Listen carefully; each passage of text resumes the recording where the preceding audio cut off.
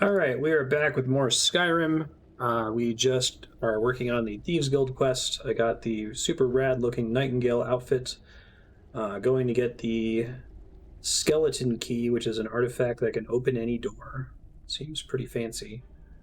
I need to eventually switch my gear out. I don't think I need this gear set now. I think I want to switch back to my mage gear. Let me see if I can do that real quick. Should be fine.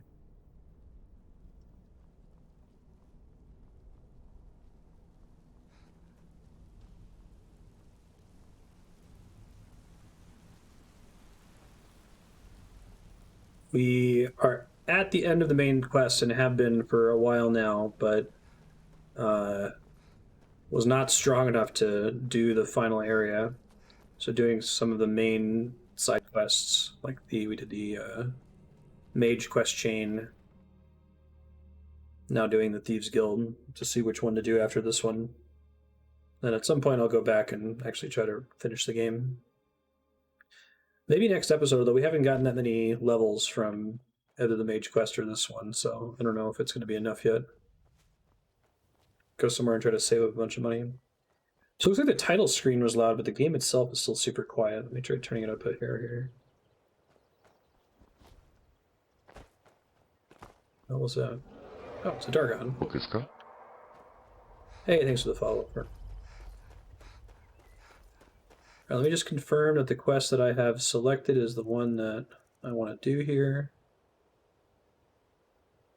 Stop Mercer Frey from sealing the eyes and escaping from Skyrim with the skeleton key. That's the one we want.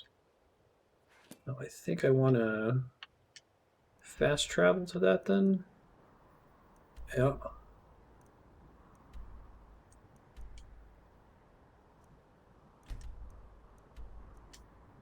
Fast travel to Forsaken.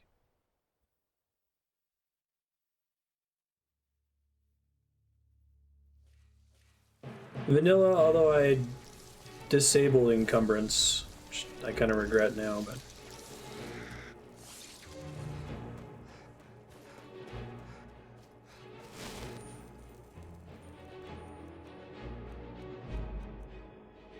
let's see. Let's see if I can kill that thing. I spawned in next to Ice Wraith. I'll have to not miss.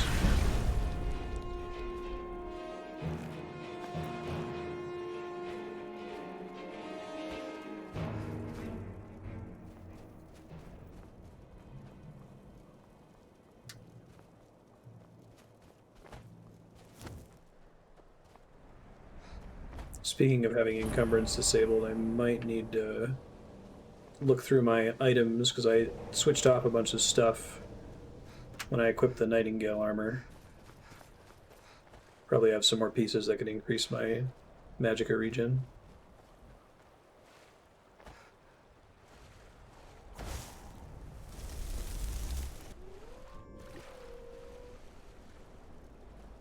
Holes.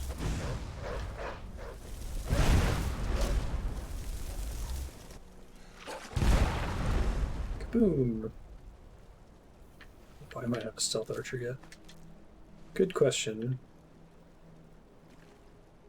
Turn it down a little bit. It looks like the dynamic contrast, the sound effects can be really loud. Let me test it really quick here. It dips into the yellow, that's okay.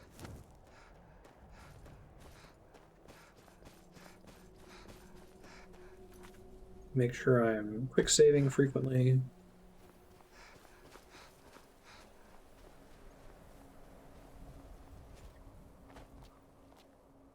What makes the stealth archer build so popular? Is it just that you can like one-shot everything once you put enough points into things?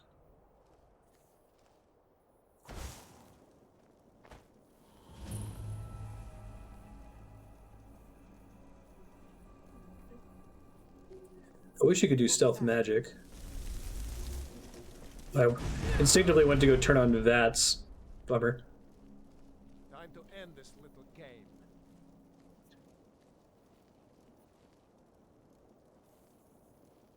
Oh, they're up on the stairs, okay.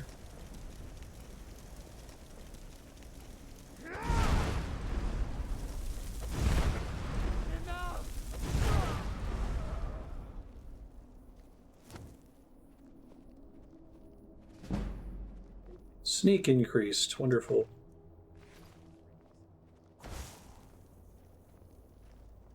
Thought I left another character back here somewhere. Maybe not.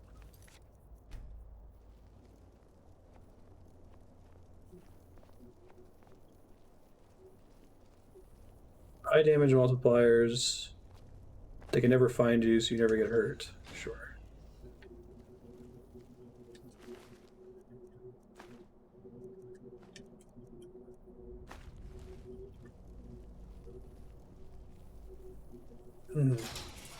Saw that a little late.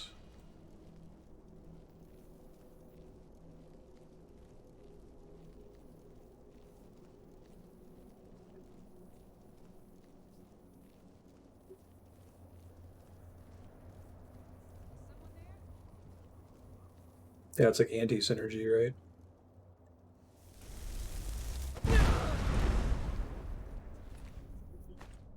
Assuming it makes a ton of noise on top of everything. I heard something.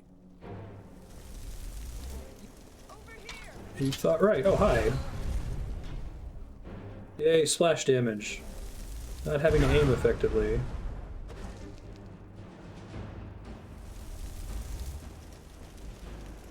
Oh, hello.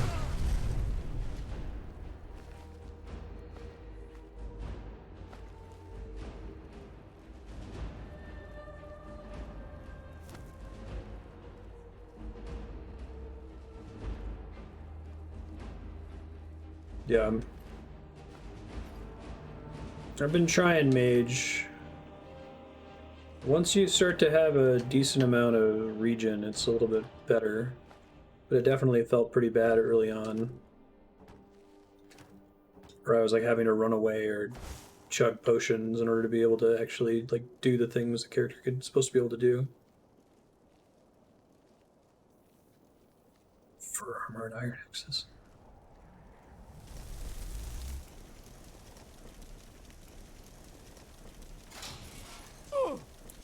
Oh wait, I'm going backwards now.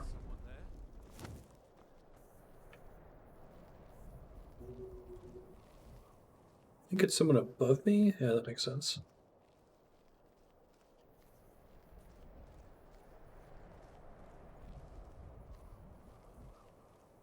You killed the fun, so 2 arrows. This playthrough might actually see me having to try a little bit for the final boss. To the extent that anyone has to try in Skyrim, right? Like you just pause the game and munch cheese wheels and you're invincible. Bear trap, rude.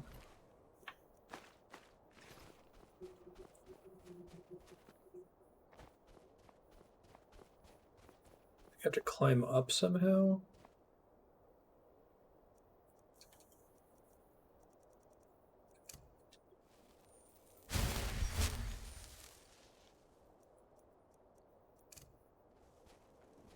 Time to end this.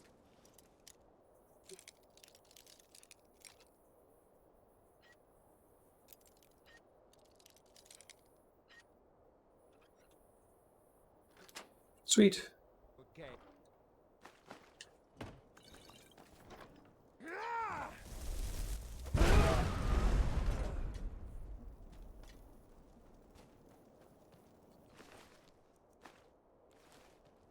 Yeah, I feel like if you wanted to make Skyrim interestingly difficult, you would have to redesign the entire combat system. I don't think there's any way you could do it with just math adjustments.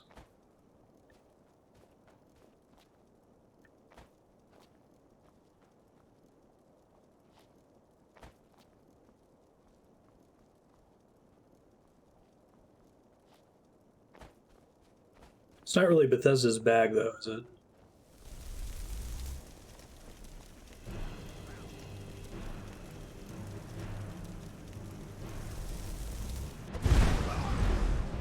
The bandit chief has slightly more health. Please don't kill me. Eat 3 fireballs to the face.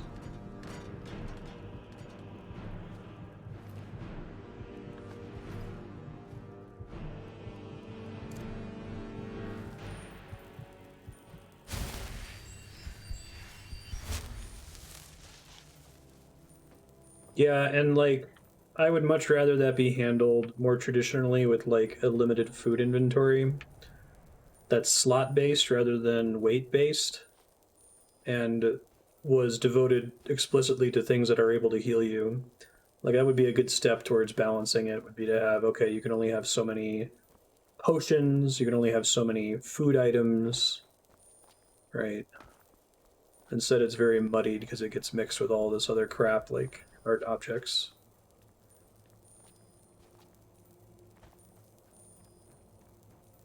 I think when it comes to inventory limits, I'm not opposed to inventory limits. I'm one of the few people that was a big fan of the degrading weapons in Breath of the Wild. Although I liked it better earlier in the game when you had fewer slots. It actually got less interesting towards the end of the game. But I think that like just raw encumbrance, having it be weight based and then having a bunch of stuff that's just like no person should ever pick it up is goofy. Okay. Expert chess. Let's see.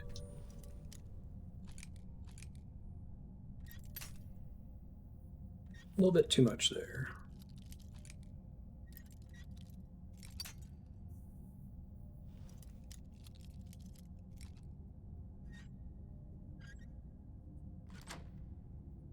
Nice.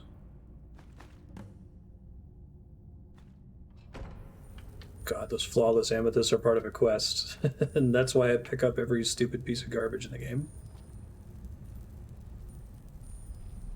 Yeah, and I think the whole, like, encumbrance is designed to make sure that you don't have too many cheese wheels in your inventory. Like, I have a feeling that, with maybe a couple exceptions, if you had exactly enough cheese wheels, like if you maxed out your weight limit with healing food, dense healing food, you could still out heal any encounter in the game.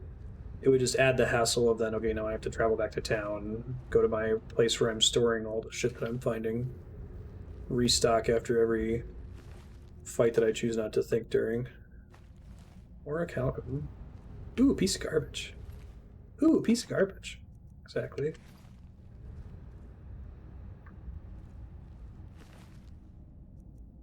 Copper and onyx circlet. No, we're all out of bear claws.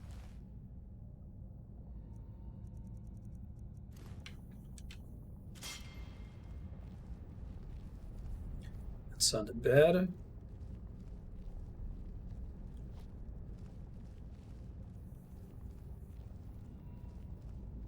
I know this is mostly solved by mods, but the way interesting things are hidden among the clutter.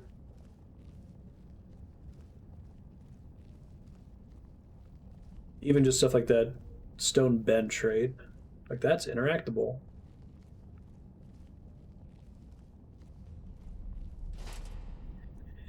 Yeah, I mean, I think I haven't played Fallout 4, but I like the idea of the garbage being useful. But I guess I was under the impression that it worked like Prey 2017, where when you found that garbage, you could break it down to weightless constituent ingredients immediately and have it not take up space anymore? Or do the ingredients themselves take up space, or does breaking it down require that you transport it to like a workbench or something?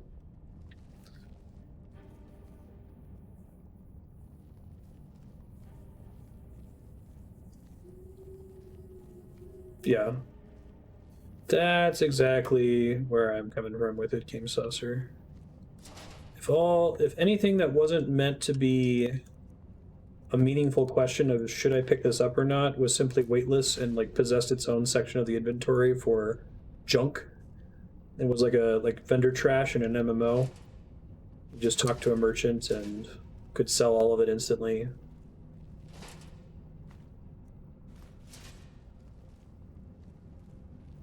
You're not supposed to pick this up, but if you wanted to pick it up to like decorate your house or something, or like drop it on the Jarl of Whiterun for some reason, you can.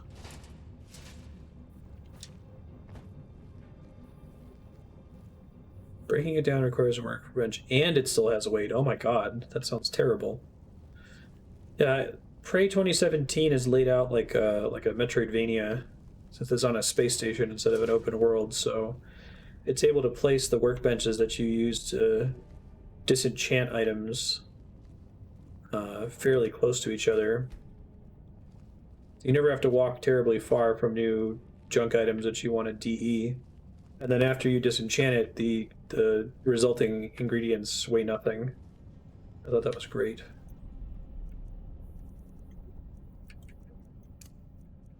Do I have a spell that summons like a light?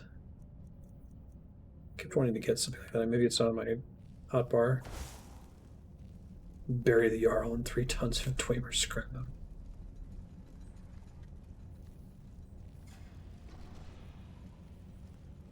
The infinite stack on the breakdown, I'm a big fan of that. Because, like, I get flavor loot. Like, you don't just want to convert all of your little Dwemer scrap metals and mugs and plates and knives and forks into gold coins, because that's not fun. But if you can make it into something that stacks infinitely and weighs nothing... Ooh. Conjuration spells cost less. Cannot wait when enemies are nearby. Alright, bear with me. I apologize for this inventory. I need to look back through this. Restoration spells cost less. Fire resistance. This is so...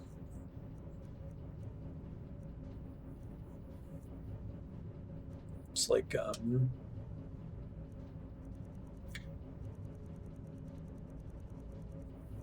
freaking Dragon Quest, right? Sarthal Amulet reduces spellcast. Magic regenerates faster. That's really what we want. So we're looking for helmets. If I could get things that reduce the cost of destruction spells or increase regeneration rate, that would be wonderful. Can you only have the one ring equipped in this game? I already don't remember. Oh yeah, we wanted this. I also have one of these masks in Pillars of Eternity too. Definitely was wearing that before.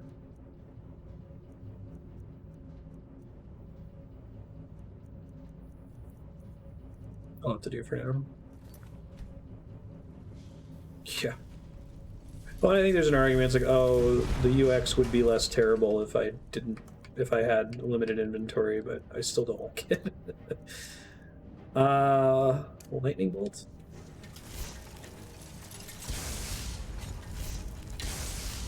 Seriously, game. About to die. Where did you come from?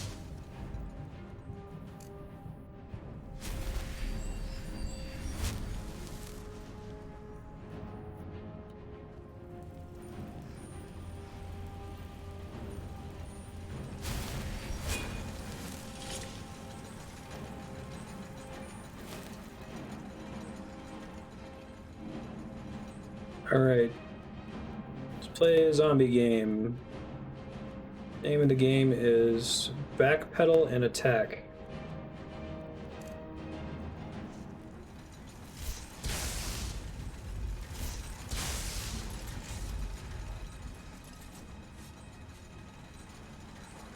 You guys not cross the water? Will you not come on the water? Okay.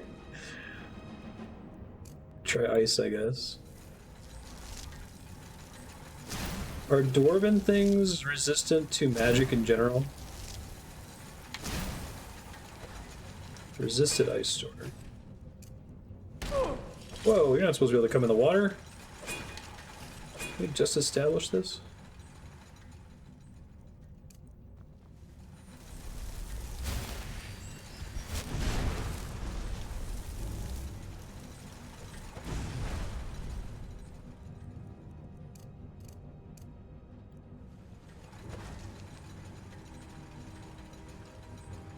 I think it's like they're able to walk in the water once they attack, right?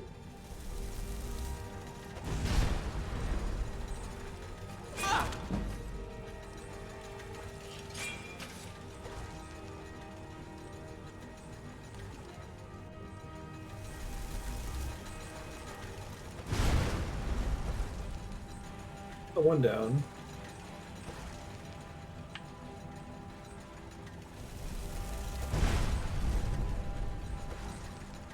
I don't actually have any cheese on me.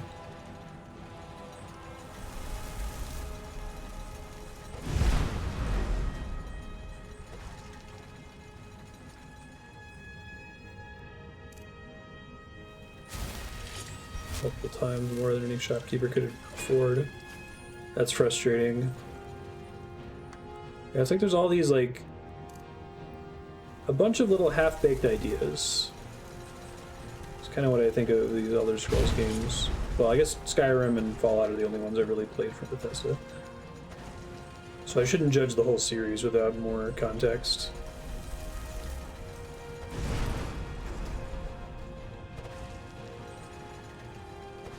It's like we were talking about the other day, you know, the tabletop rule set where it's like you buy the rule set book because it's fun to read about, and you're like, huh, that's neat. I'm never actually going to run a game with that, though, because that sounds like that's terrible to adjudicate, but some neat rules they came up with.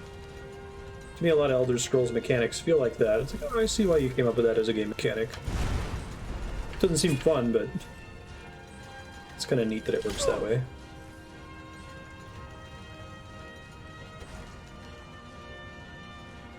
Translate gold directly into skill ups.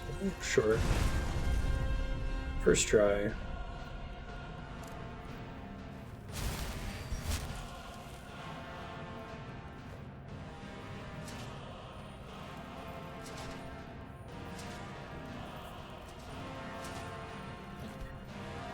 Sure. Quick save.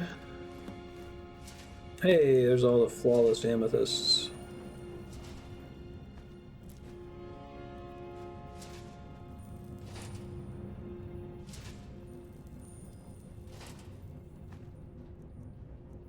I do kind of like the idea of resources like gold being exchangeable for experience in some ways. Like, I think it works really well in a game like RuneScape, but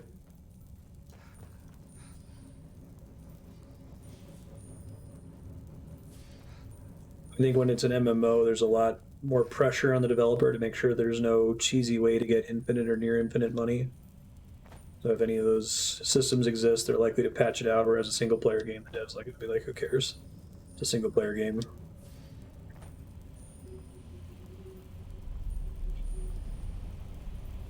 I think that's a good way to put it.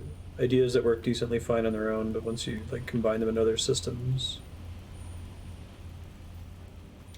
Yeah, there's also, I think there's the idea of like the implications of a game mechanic versus what the game mechanic literally is.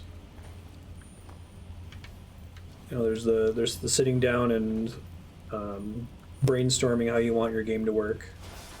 And then there's the actual asking yourself, like, okay, what, like, how am I actually encouraging my players to play the game in this case?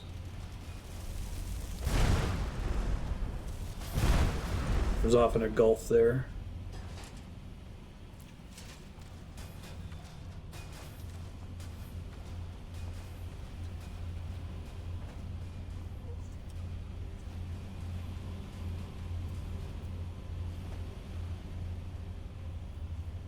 Where you'll often get games that have like really punishing death penalties or just penalties for failure in general, and then the developers are surprised that it makes the players play the game super cautiously.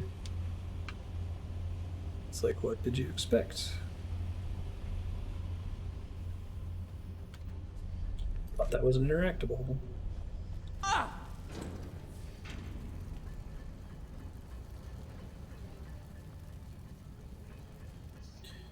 Morrowind, you can make potions and make you better at making potions with the obvious consequence. So in Skyrim, you can't do that, but you can make potions and make you better at enchanting, and enchanted gear that makes you better at making potions. Oh man, video games.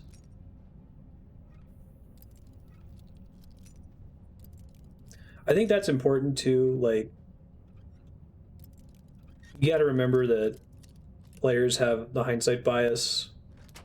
It's really easy once you see something is exploitable to look back and go, how could they not have caught this? This is so obviously exploitable, but it's only because you already know that it is that you can, you know, walk it back.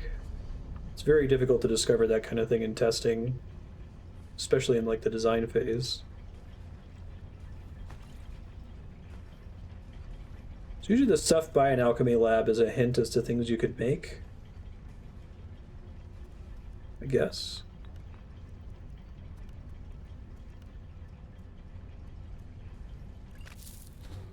Potion creation failed.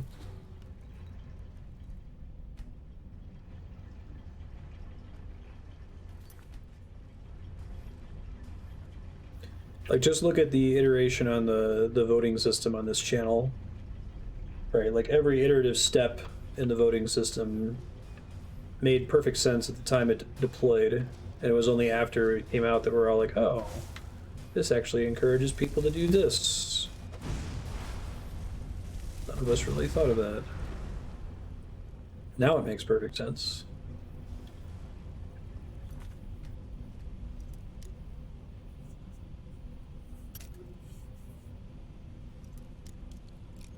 Yeah, slot-based inventory restrictions are more my alley. I feel like they require more work on the part of the developer, though, which is probably why we don't see them as much.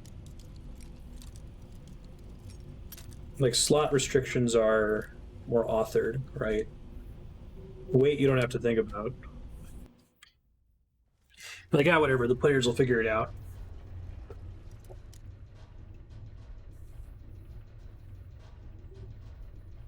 Yeah, that would be great. All the things you just said, Spiky. I think I hate games that let you heal for free while paused. I wish I could just, like, turn it off in something like Breath of the Wild.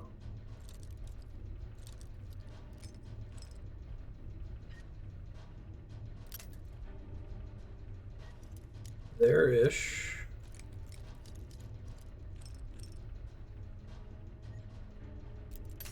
Shit.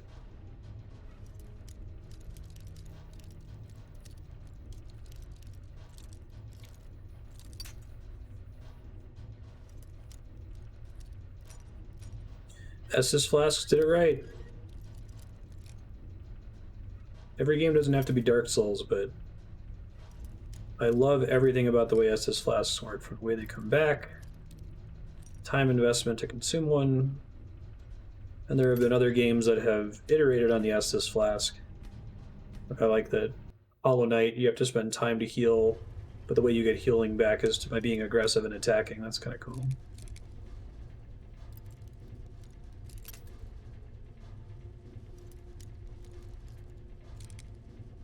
Pretty frequently.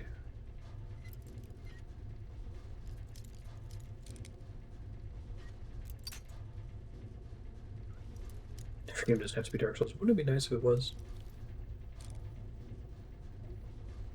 Oh, Shantae. You can always heal for free, so there's never any challenge. Yeah.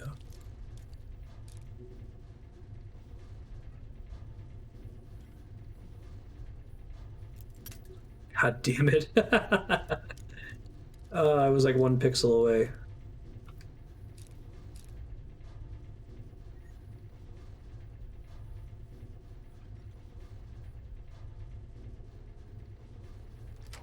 Hooray, first try.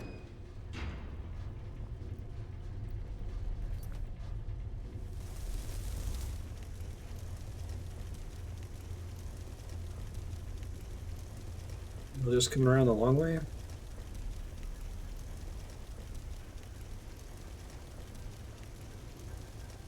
Yup. Yeah, I felt that same way with Breath of the Wild. I was like, no! So close. Yeah, let's just get my lockpick gloves and head on. Okay.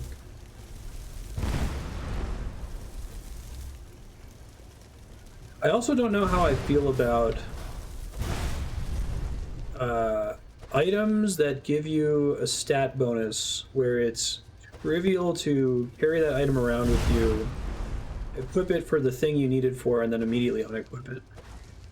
It's one of those things where it's like all it's consuming is time, right? Like, it's getting the gloves that give you plus 10 lockpick is effectively the same as your character having a permanent plus 10 lockpick bonus, provided that you remember to swap it on and off.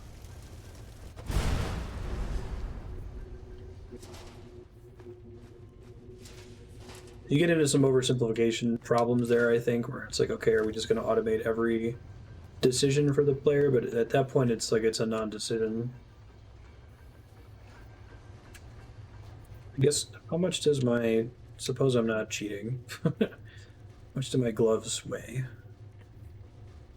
2.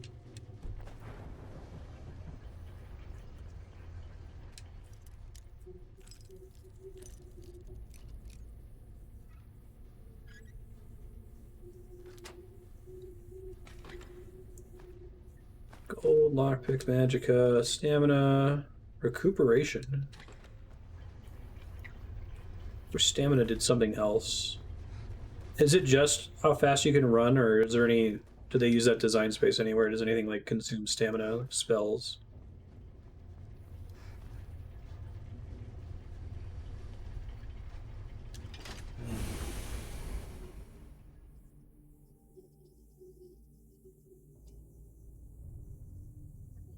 Oh, every time I go to a alchemy table, I just spam all the ingredients because I hate the alchemy system in this game, and I don't want to think about it. Mercer's been here. I hope we aren't too late. Or attacks use stamina? Oh, that's cool. Brynjolf and I found them like that. It wouldn't matter for Mercer's magic, like doing build, I it. guess. We have to catch up to him before it's too late. We should tread carefully. I wouldn't be surprised if he's left behind a few surprises for us. Okie doke. Crime is one thing. Murder is another. Mercer will answer for this. What an ineffective trap. Would have been great if I still took damage, like walking past it.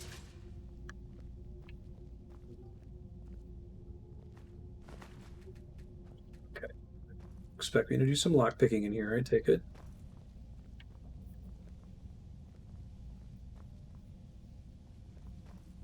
Is that the only unlockable gate that I've passed?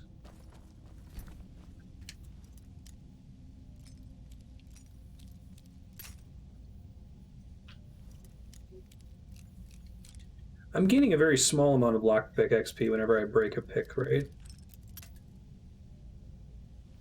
Looks like it.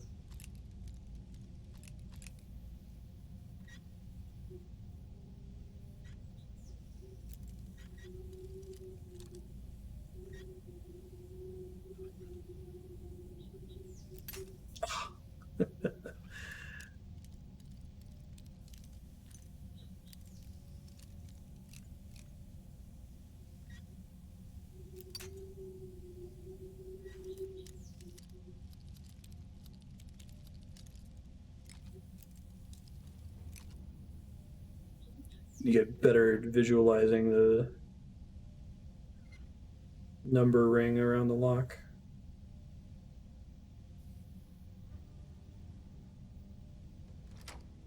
Whew. Ingots.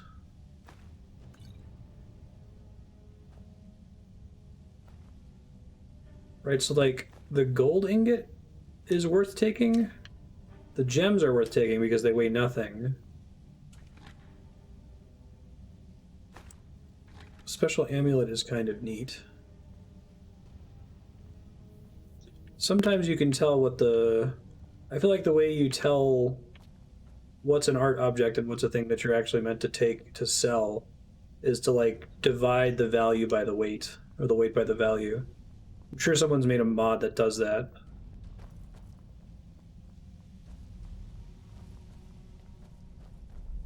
Wait a moment. What's that? It's Mercer.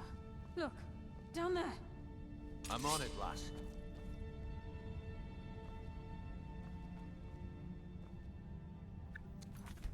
There's no way through.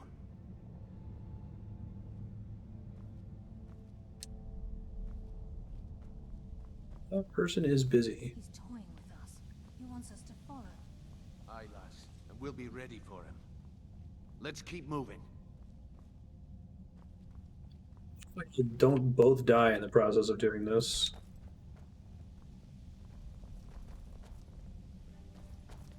Yeah, exactly. It being binary is an issue.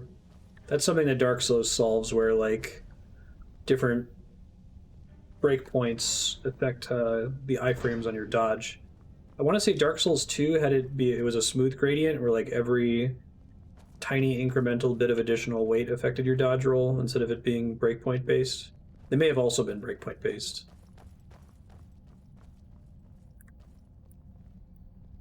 That way it's more of a choice. It's not like, all right, take everything until I'm 1 pound away from the weight limit and then start thinking about it. Look at the size But of Dark this Souls place. is also Never like, seen anything based on what you have like it in equipped, you have Life infinite Lost. inventory space. Can't say that I have. I hope they Magic change that in the riches Demon's hidden Souls within these remaster. walls. I want to say Demon's Souls had the like, your inventory is almost infinite until surprise it isn't, and you're like, god damn it.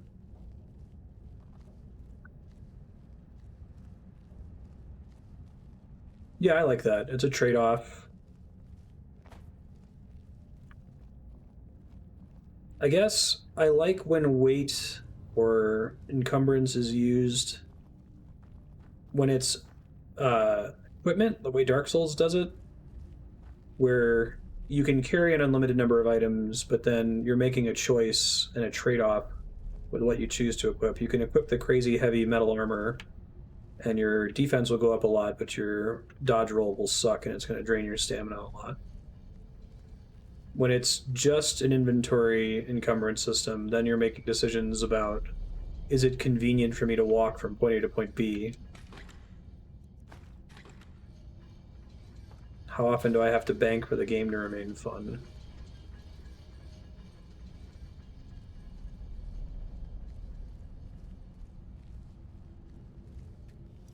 I guess I don't like when quality of life, like straight up core gameplay loop combat mechanics, interact too much.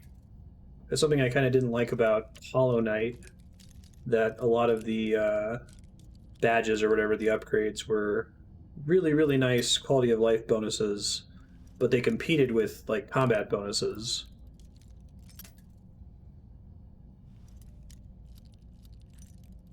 I would much rather either have a separate category for quality of life stuff, um, or just have all the quality of life upgrades be on and permanently on all the time.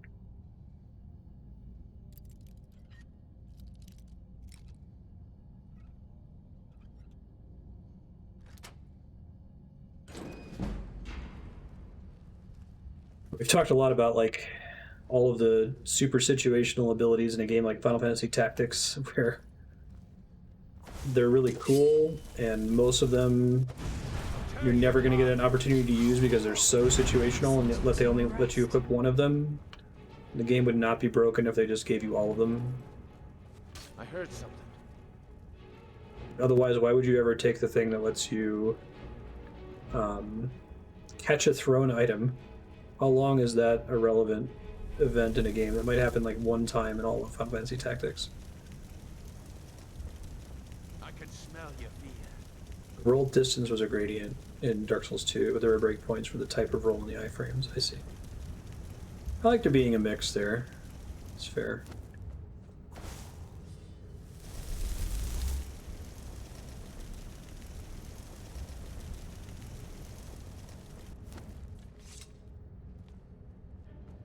Fireball's not great for sniping, it turns out.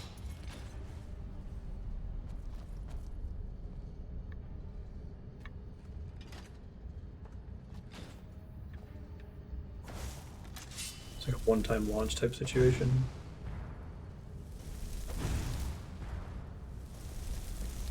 I heard something. Oh yeah, I love that about a freelancer. Absolutely. Onion Knight or whatever. Switch to a job that inherits all of the passives that you've unlocked and all the other jobs.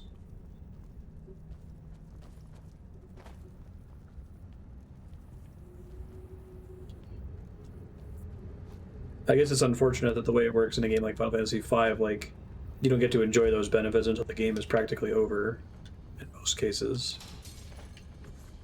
Because you're going to want to spend the rest of your time actually, like, leveling the jobs before you switch to freelancer. Good. I could use some practice.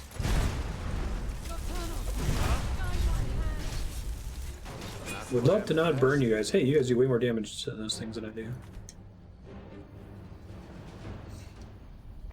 Major and minor charms. Yeah, right. Just separate the category. And I'm super happy.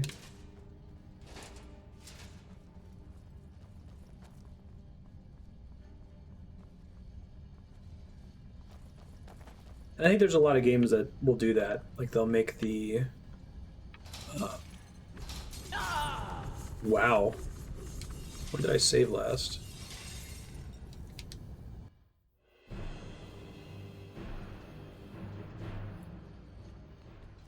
Oh, good job, me. Got that muscle memory down, apparently. Plenty of games where they recognize, like, oh, we shouldn't make the quality of life upgrades compete with the combat upgrades.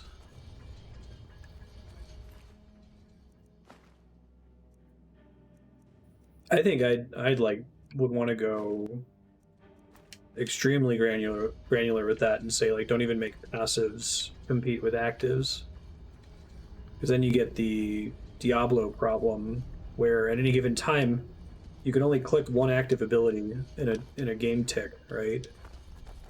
So while yes, technically you get like 6 skill slots, in most circumstances you're going to have one situational cooldown ability, 4 passives, and then your main thing that does damage.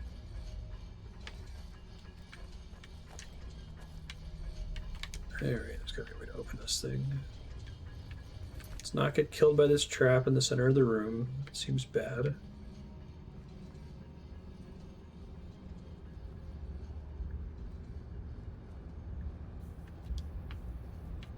Build your own government, Civ 6.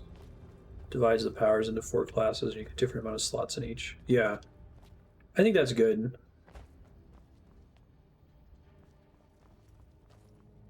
Basically, I feel like everyone's goal is always to make a system where there are no obvious optimal choices.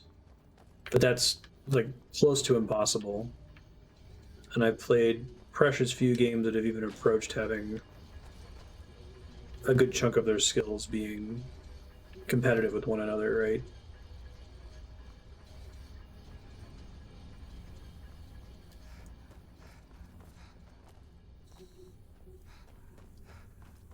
Oh, and you can get more slots too. That's gonna be interesting.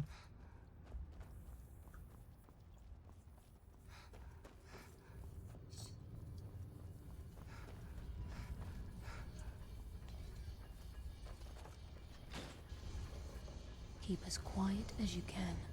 The farmer may be blind, but they can still hear us. Is this like a time limit for me to open both of these? Must be.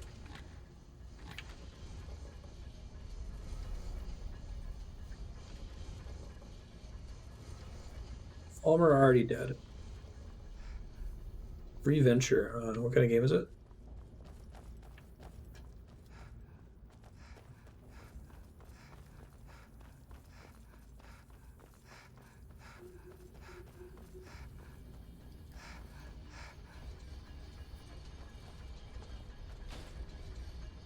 Tell him to wait here and press it at the same time as me.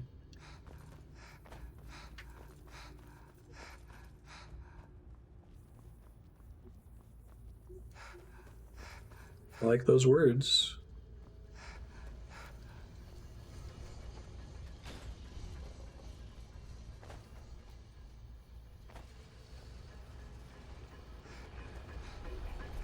Hey.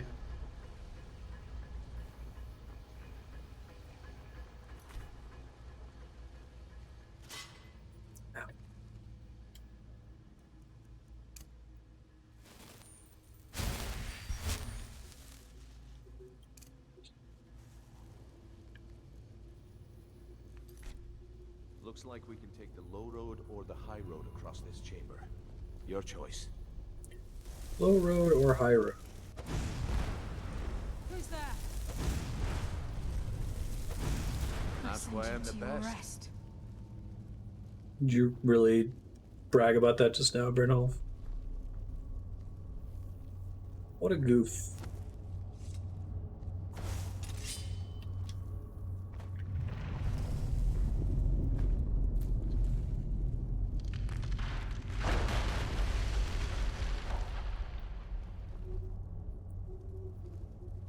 This place. It's like a maze. How did the dwarves find their way around? I really like that the dwarves are extinct in this setting.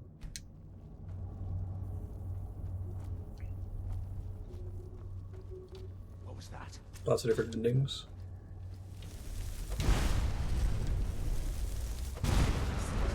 Rest. Send you to your rest, she says. I heard something.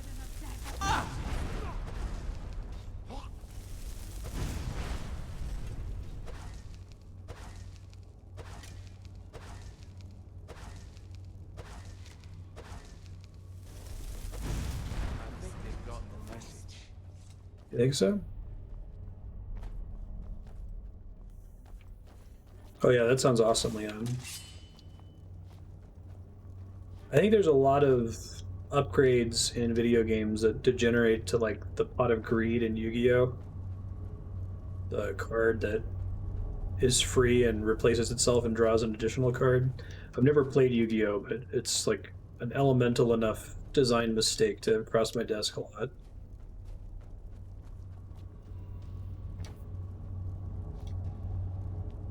It's just like pure value. There's no reason anyone wouldn't take it. It'd be like if you had a game that gave you, you know, skills, and one of the skills you could take is a thing that increased your skill slots by 2. It's like, why would you even make that a choice, right?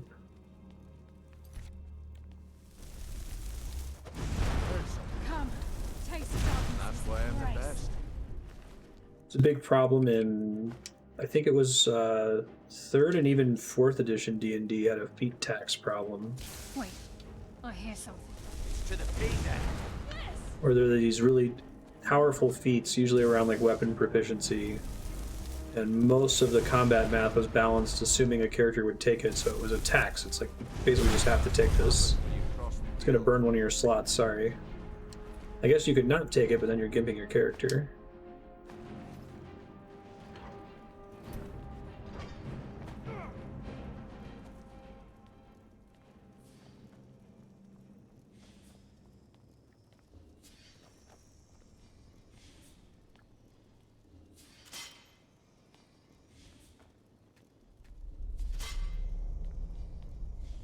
Oh, there was actually supposed to be a drawback for something like Pot of Greed. So this is what we heard.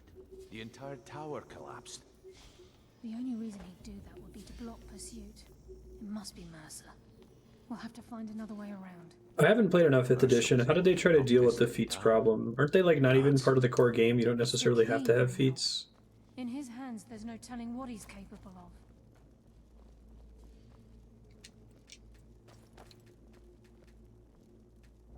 What is it? Give me all the mushrooms.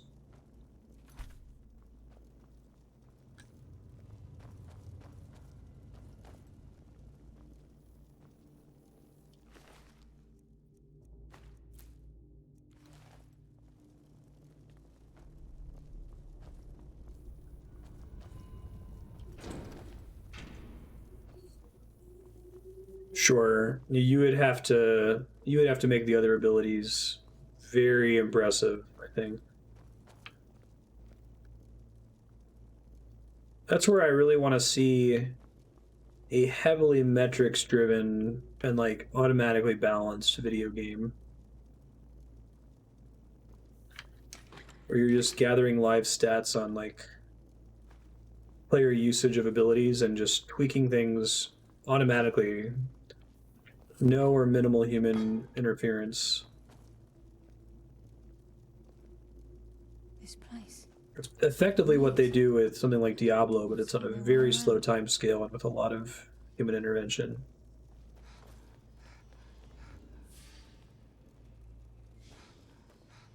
Because it feels like trying to adequately balance something isn't something that humans are going to be good at doing. And exchange for talent points.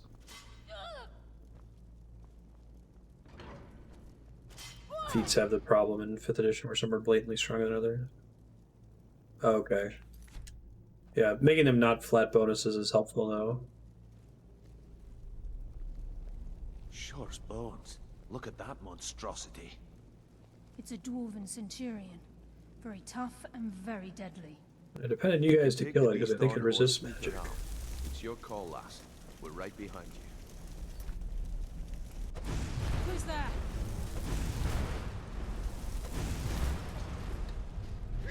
Darkness consume you!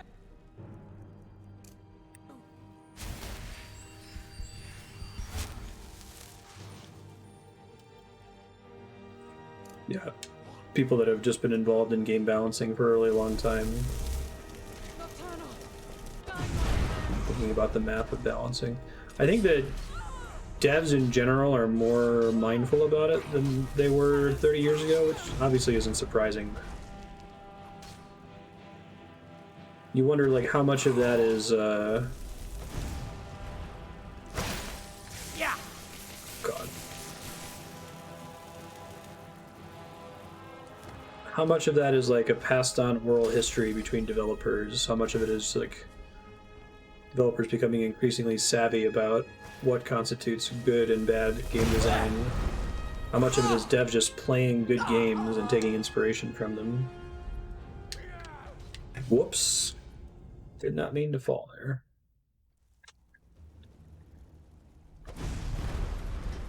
Who's there? Yeah, and that's exactly, Walter, and that's where I say, like, let a computer do it.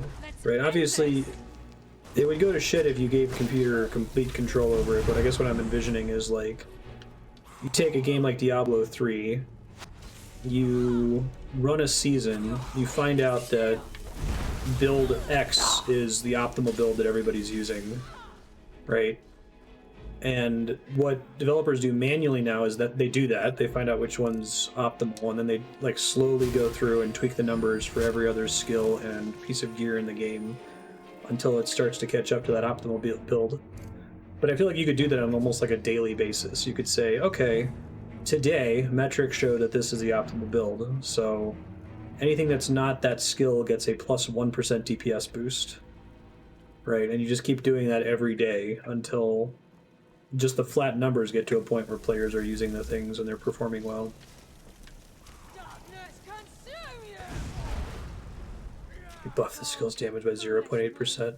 Yeah, you're right. It's almost certainly happening behind the scenes. Like, I think what's happening is instead of it just happening automatically, they're collecting that data and they're figuring that out and saying, if we buffed it by 8.8%, that could help. But it's like, I feel like it needs to be on a much faster update schedule. It took Diablo 3 Reaper of Souls several years to get to a point where most skills feel pretty good.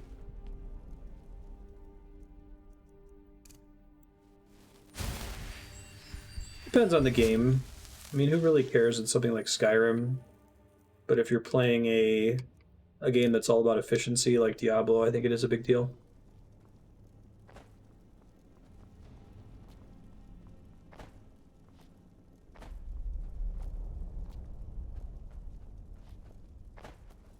Let's go. Yeah, I've heard that argument. Like, oh, you have to let a meta evolve. Players need to be able to respond to things. Like, I've heard of fighting game devs that patch things too quickly before allowing the players to come up with a in-system solution.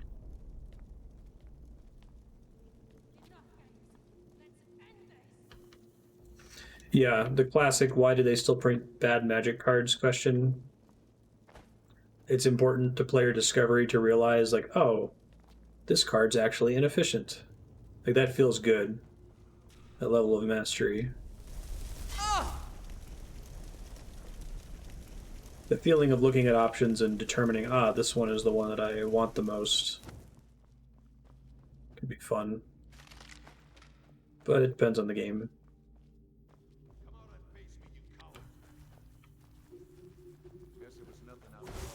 Look, I don't think balance matters in Skyrim. Like, who cares?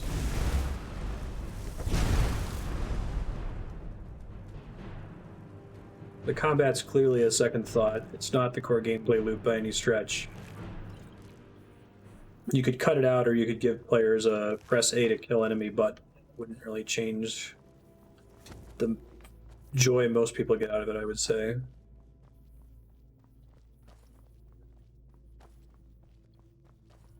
Major options balance more. Yeah, like make magic competitive with stealth archer, you mean? But they don't have to worry about like making the ice sword as effective as the fire sword or whatever. This is where we saw Mercer. We must be getting close. That's about time. I Future just assumed Marstead, you're die still before working I on the let Thieves Mercer Guild get quest. those You're trying to gems. stop Mercer, who has the skeleton key. After that, you'll be close to the end of the Thieves Guild quest chain, and it might be time to go try to push the main quest and see if you're able to beat it. Even if we beat it, I'll probably still want to keep playing, especially if Night keeps it on their sub-block, in order to encounter more content in the future. I think you can have something like, before we close, again, I keep coming back to Dark Souls, but Dark Souls isn't perfectly balanced, right? There are certain builds that are definitely stronger than others, but like, you can pick any weapon in that game and have a really good chance of winning. And you'll have certain enemies that you struggle with and certain enemies that you stomp because of the weapon you chose. And I don't know how they did that. I don't think they really like obsessed over it. If you want to be super crazy, you can optimize and be like, oh, the great sword is the best by far. It has the most DPS or has the least risk or whatever. But I feel like that's the dream to me. Everything's not exactly the same, but everything is very viable. And that was the problem that we were encountering in a game like Diablo 3 early on, that early Diablo 3 was not, many things were not viable at all.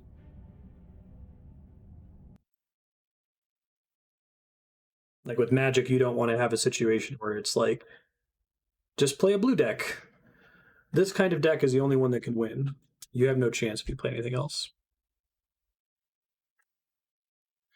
Exactly, yeah.